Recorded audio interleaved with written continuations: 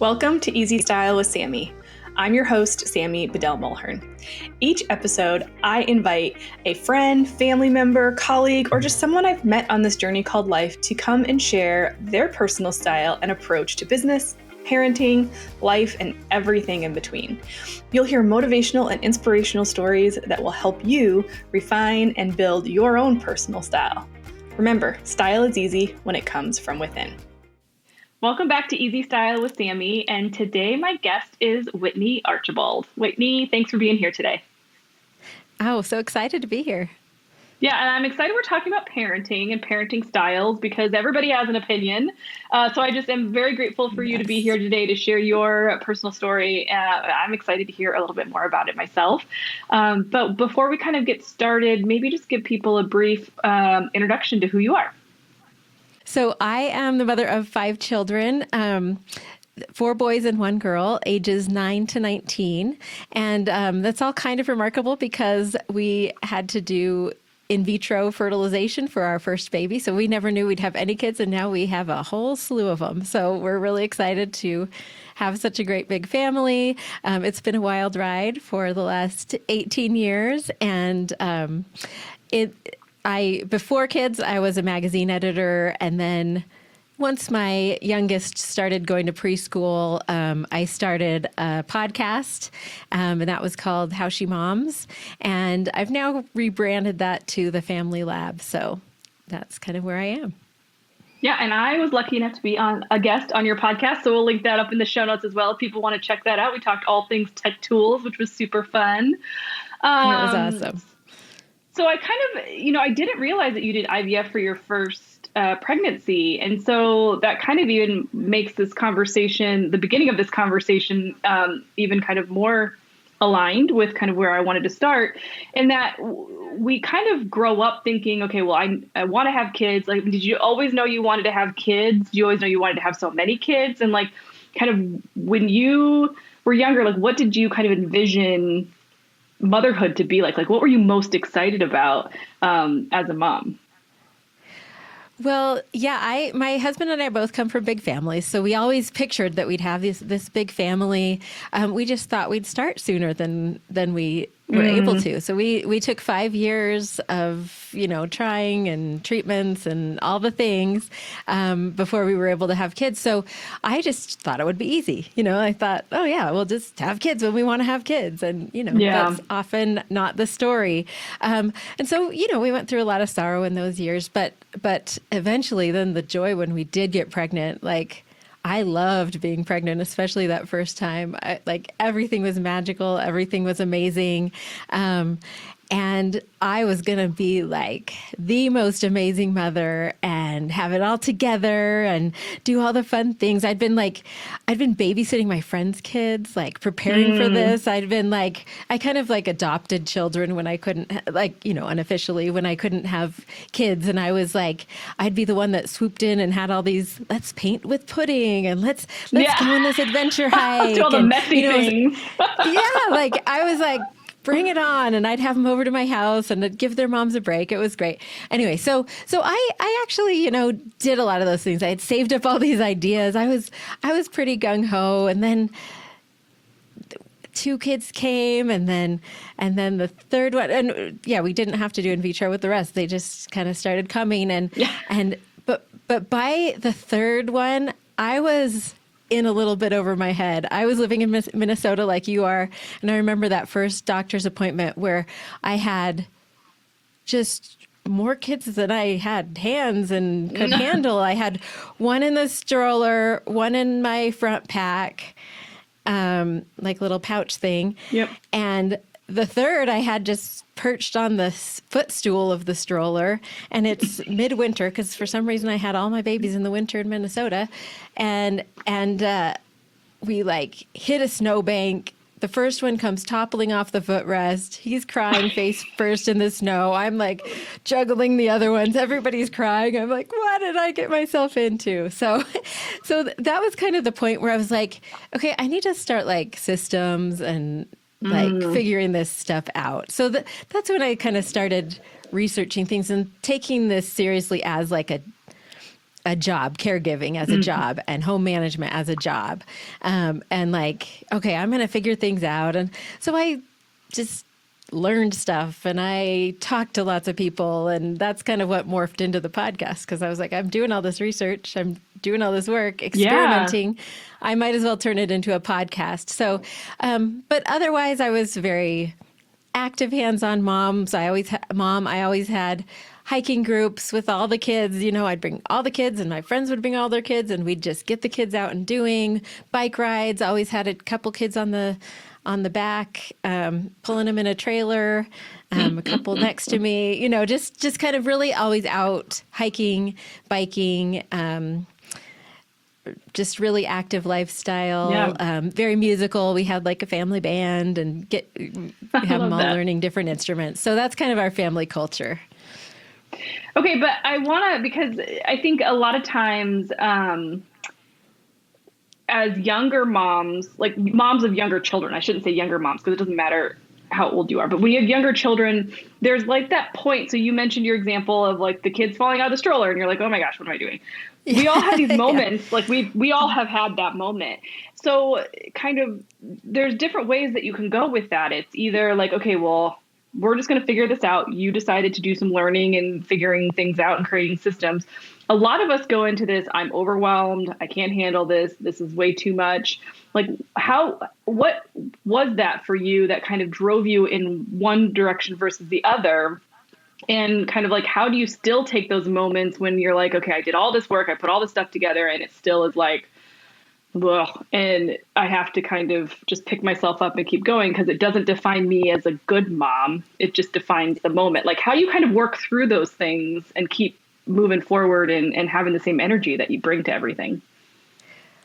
That is a great question. And I think that was a shift that happened about that same time, because especially when you have infants and toddlers, everybody's telling you like consistency, consistency, consistency. Yeah. That's how you should be a good parent. And it was like, you know, I was like, okay, schedules, we've got to be on these schedules. And I was kind of a slave to those schedules. And, I really thought that was the way, you know, and I thought there was one way. I thought when I created all these systems that I would find that magical thing. And about that time, and maybe it was after my third was born, a little down the road, because, you know, there's that survival mode for a while. A little fogginess, that's okay. Yeah. I kind of realized like, oh, wait. Actually, flexibility is way more important than consistency. And I think that was one of my biggest mindset shifts is like, oh yeah, there is no one right way because every kid is so different. Like the answer has been different for every kid. And what I really need to lean into is flexibility and being okay with the messiness.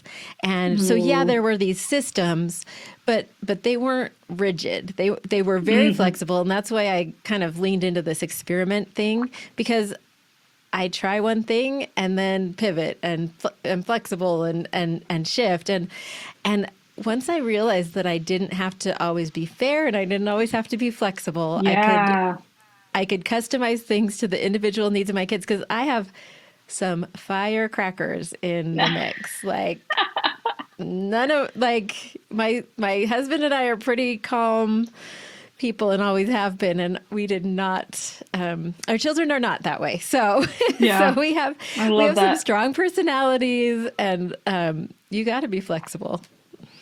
No, I love that. And I think you and I are very similar in that I love a good routine. I love a good schedule. I like having things planned out. I like having our meals planned. And it took my husband a really long time to understand that having that framework in place gives me the flexibility to be able to be more calm. Because he is very much like, I don't like to have a schedule, because if it's on the schedule, then we have to do it. Like he hates when things shift. When we say, okay, well, we're going to dinner at this restaurant at 7:00. And then we say, okay, just kidding, we're going to go to this other restaurant at 6:00. Like that drives him bonkers.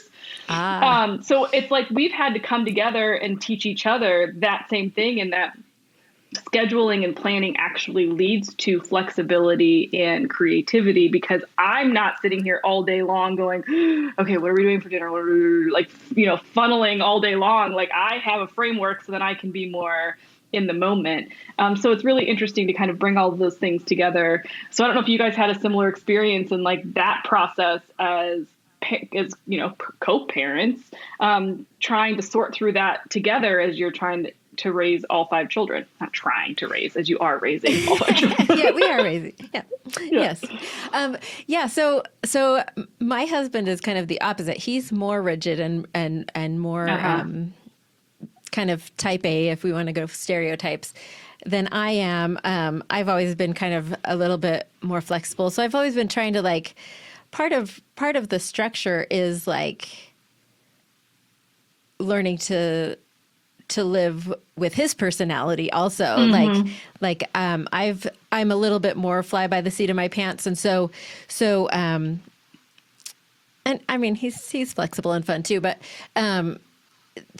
that just having that schedule and things. I mean, I don't know how scheduled it is, but yeah, we like keep a family calendar. We do have these systems in place. And I've always thought about it as like, let's get the house rolling on autopilot as much as possible so that we can have that flexibility. Yeah. And he's kind of, I guess more so our challenge more is less of like different styles than it is just that he's not here very often. He's a surgeon. And so I really had to get things in place so that I could run things basically on my own. And he's very supportive and helpful and works hard in the house when he's in the house. Yeah. But he's just, especially in those early years during training, the time I'm talking to you about, he was just not present. He was in medical school and residency during all those times when I had to figure all that out. So it was, I don't want to say single parenting, because I still had him for some of the mental load and for the strategic side of things. But I had to basically do the rest. Well, I think what you're talking about is seasons. We all go through these seasons, right? The seasons of our children growing up, the seasons of our businesses, the seasons of the things that we choose to do. And so this kind of leads into, like, fast forward a few years, and you went through kind of a crazy season yourself when you had a pretty serious accident. So why don't you kind of share a little bit about kind of what happened and how that maybe then also shifted your frame of mind and how you kind of organize and structure and your parenting? Yeah. So about a year and a half ago, a little bit longer than that. So July of 2023, I was, doing that active thing that I was talking about. We were in Utah on a trip, and I had some of my kids just one of my kids, but a bunch of nieces and nephews. And I was taking them. This was the second shift. I had taken a bunch rock climbing the day before. This is the second shift that I was taking the next day, and got everything set up. My son helped me. But then, kind of right as we were beginning, I thought, oh, that doesn't quite look safe. I'm going to reset this rope. And I reset the rope, got it all set up. Anyway, I realized I didn't have my equipment, the equipment I needed to rappel down. So I had my brother send it back up, got all hooked in, didn't realize that I had not sent the rope back down that second time. You have to send both sides of the rope down when you're rappelling. In my mind, I had already checked that box and done all the double checks because I had done that before I forgot the equipment. So basically I short roped myself. I came off and then started lowering, and the rope ran out and I fell 30 feet. Right flat on my back. And that was a life-changing event. A very miraculous one, because I survived it, and I landed really in the only Whitney-shaped spot that there was. My sister took a picture. There were rocks all around my head. If I had hit any one of those with my head, I would have had a head injury.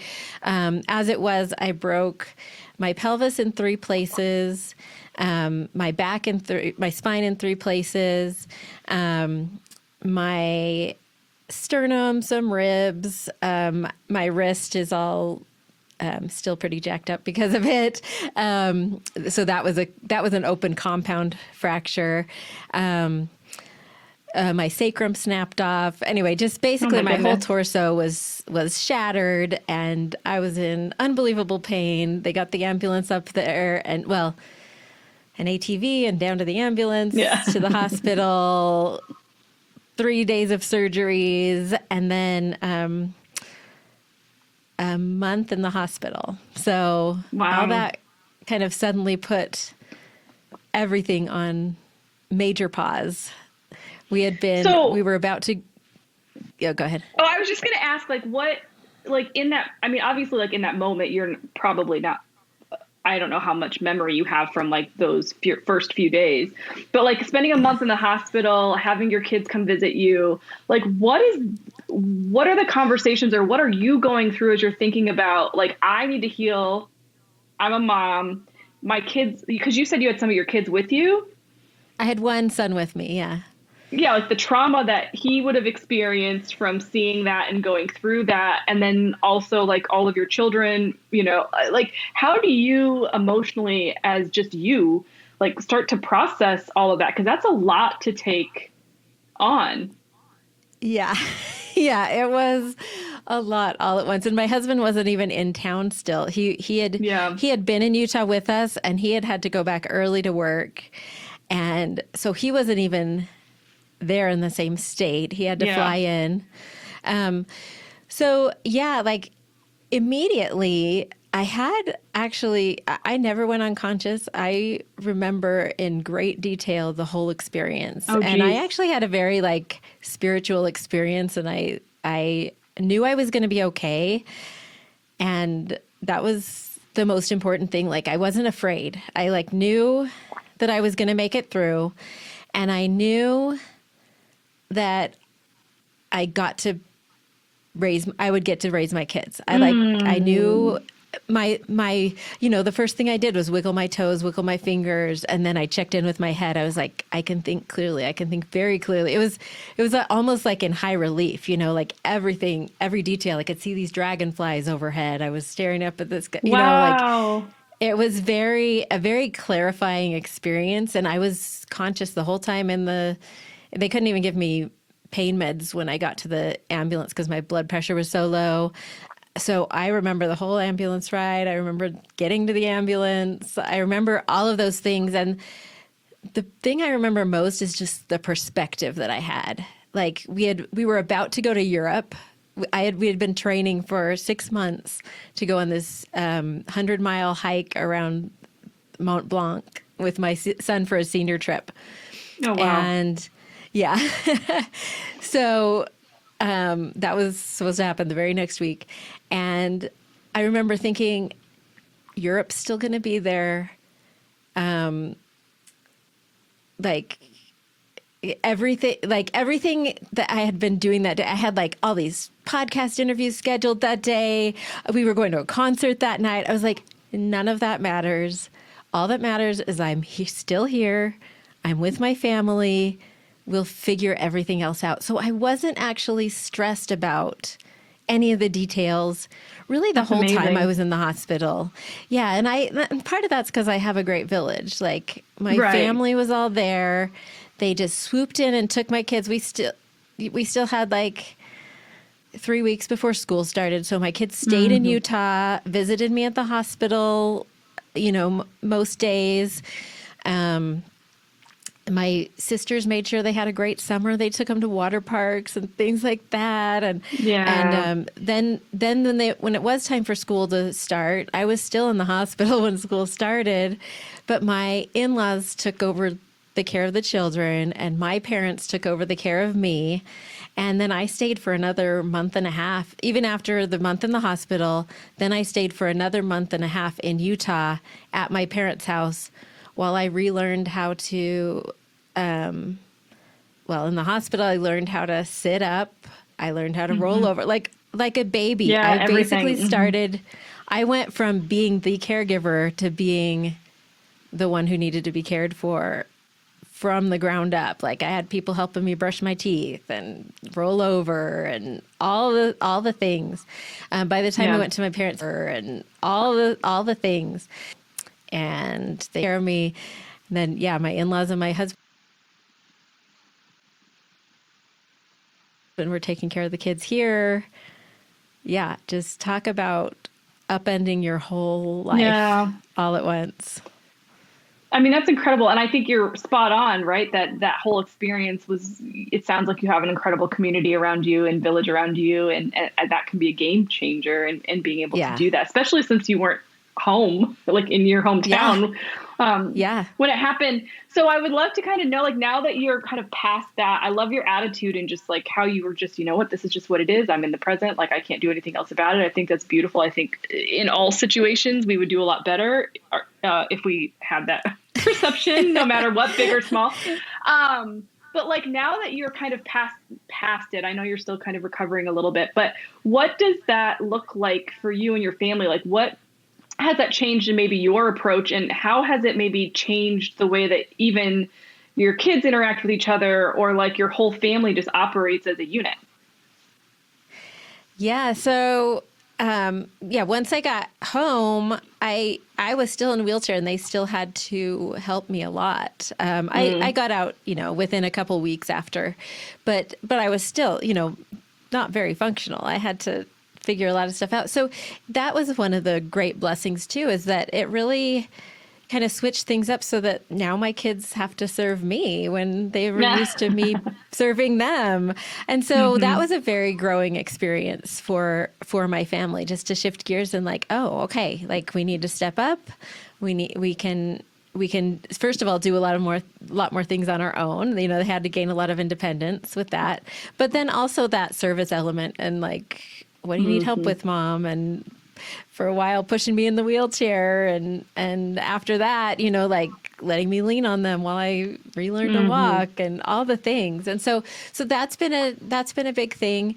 I think for me personally, one of the biggest things was just the increase of gratitude for the little things. While I was even on the ground, with all the thoughts swirling through my head, it wasn't like the big moments that I was like, oh, I want to be here for their weddings and their graduations. It was like, I want to be here to read to them at night. I want to be there to go to their sports. I want to be there when they come home at the end of a date, or, after they've been with their friends. And so because of that perspective, like I savor those things so much. Like when the kids ask for a ride somewhere, I used to be like, oh, I'm just a glorified chauffeur, just driving over. I'm like the first one to volunteer. Like, I'll pick you up from that dance. I want to be there when all the friends are like chirping about what happened. And I don't mind waiting up for the teenagers that are out late. I'm excited to be there when they get home. I cried the first time I drove the kids to school and dropped them off because I could do such a normal thing, And so it did make me really grateful for those little things. I love that. And it's, it's a shame sometimes that we have to experience something traumatic, hopefully not as traumatic as what you went through, to remind us of those little things and to take advantage of those little moments. Because I know for me, I've got a daughter who's leaving the house in a couple years, and, we've got 2 years. We realized last summer, like we literally have 2 summers left with her, this summer and next summer, before she's moving off to college. And so that alone, we're like, okay, like we need to kind of make sure we're doing more things together and like capturing those little moments, because it goes so fast. But did you find, like, was it kind of one of the questions that I'm curious about was like, when you're going through all of this stuff and your kids are having to help out, was it interesting to see, like, with each of your kids' personalities, like what area they stepped up into and like where they kind of naturally led into like, well, I'll take care of this and I'll take care of that. Like, was that kind of a fun thing to see evolve? Yeah, it was. And just to see at what level they kind of noticed what needed to be done. And, we had been I have a pretty structured training program that we had already been doing for a long time, where I start them out as they go from helper to worker to manager in a lot of different things. And so we always have kind of led them through that system. And so I already kind of knew where a lot of their strengths were. So I was like, yeah, there's one of my sons we could always count on to make dinner. And that's the kind of chore he wanted to do. Another one wanted nothing to do with the kitchen, but he was, always willing to do some of the I'll take the basement and I'll clean the basement or whatever, so they definitely had different roles that they'd already kind of established. So that was kind of nice. We didn't have to reset up a lot of that. So that was interesting. And just to see, mostly it was just sweet to see them tune into my needs. Like they could tell if I was hurting, like, no, Mom, sit down. I'm going to take this or whatever, it was just pretty sweet to see, especially teenagers, it's a very self-centered time of life. So having to look outside and they were all just so glad I was still alive, so they were really, cause it's pretty miraculous that I didn't die with that accident. And so, it was just really sweet to see them step outside themselves and recognize another person's needs and each other's. They really supported and helped each other too. Yeah. Okay. So as we wrap this up kind of now, what are you excited about in the future? Because I know that this was a big shift for you just in your life and how you live your life in general and how active you can be and what activities you can and cannot do. So I guess two points. One is, what kind of new things have you learned to love or are you excited about doing? And what are you excited about for the rest of 2025 as you continue kind of getting more space from this accident and continuing to heal? Yeah. The identity piece has been really interesting because, like I said, that was my identity, being active, being oh yeah, you need that done. I'll do it. And so, one of the things as I was having to rest a lot more, I still wanted to feel productive and not just be scrolling on my phone every time I had to rest. And so I took up crocheting. So I just decided okay, I just need a new hobby. And it actually worked for rehab for my wrist. Oh yeah. And so I've started crocheting. I can still play the piano, so that's a wonderful thing. And I just have started to fill my activity needs with just going on walks. And and because again, with that gratitude of being here, I just knew I would just want to spend all the time I can with friends and family. And so I try to invite friends on walks 2 or 3 times a week so that I can kind of fill that cup too and just be really connected with people. I'm starting to get back on a bike, just a trainer for my physical therapy. So I do have hope that I'll be able to hike and bike again and maybe some light rock climbing. We'll see about that. My wrist is pretty messed up. But I will just to overcome the fear. My kids still rock climb and, I haven't felt much. Anyway, I'm not against rock climbing again if I can make it happen. But, so yeah, just shifting identity to find some hobbies that are more sedentary, but also more creative. So it's opened up a new side of me that I always thought I'm just not a crafty person. I'm just not crafty. But now I'm inventing patterns and putting colors together and opening up a whole new side that I hadn't discovered. And so, just committed to continuing to learn new things and add things back in and everything I can add back in. Again, just so grateful to have that back. So it's just a very full way to live life when you get kind of a second chance. And just especially embracing that connection with my kids. Like I try to have at least one connecting experience with each of my kids every day, and just, I've made efforts before, obviously, but I'm just more conscious of it. Like, I just got to eat up all this time I have with these kids. And again, with all this whole accident coinciding with my first leaving home too, it was a lot. So that is a lot. Yeah, just treasuring the moments and continuing to learn new things. It's kind of my MO going forward. Well, and it sounds like you have always had a positive attitude in general and lived in the present moment in general. And I think that goes a long way towards healing and just like your ability to kind of pull all that together. So Whitney, I really thank you for coming today, for being vulnerable, for sharing your story with everybody. Because it's pretty amazing what you've been through and where you're going and your attitude about it. And so it's super inspirational to me. And just a great reminder for all of us, even if it's just something as simple as, like you said, call a friend or call a family member and say, hey, let's just go for a walk. Like, just start somewhere and do something to continue to engage, because it's good for our mental health. It's good for our relationships. So I love that. But Whitney, if people want to connect with you, want to listen to your podcast episodes, because I know they're great, how can people do that? So the podcast is called The Family Lab. I'm on Instagram at Family Lab Podcast, and my website is Family Lab Podcast also, familylabpodcast.com. And tune in. I'd love to have you. I have a YouTube channel too, so you can access it there or anywhere you listen to podcasts. So I love that. Well, Whitney, thank you so much for being here today. We will link all of that up in the show notes at easystylewithsammy.com/41. But thank you for your time. Thank you.